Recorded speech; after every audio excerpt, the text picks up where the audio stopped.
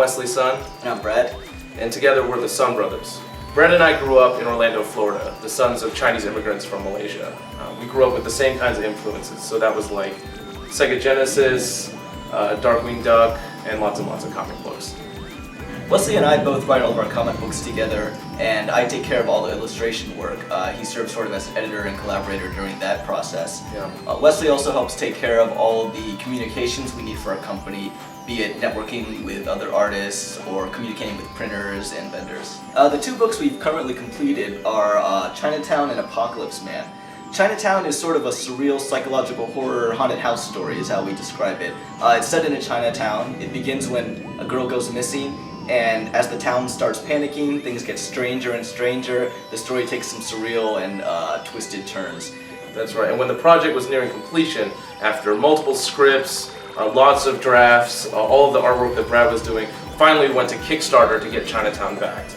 And that Kickstarter was so successful, it actually funded both Chinatown and Apocalypse Man. Both those books came out based on our Kickstarter success. And once the book was out, we took it to comic book shows. It's in bookstores all over Chicago, and then we put it up on Gumroad so we could give out digital copies, and also physical copies can get mailed to you as well.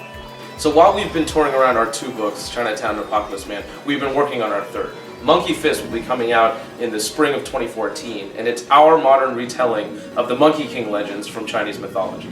It's going to be very surreal, I think a little manic, a little wacky. It's going to be kind of a kung fu epic and kind of a magical adventure too. It's something that our fans have been asking us about, and I think it's going to be really exciting. In terms of marketing and getting our product out there, I think it's really important to use all the social media outlets that you're comfortable with. And one of the great things about both Kickstarter and Gumroad is that it makes it really easy to share our project through Facebook and Twitter and all the different ways that we connect with people.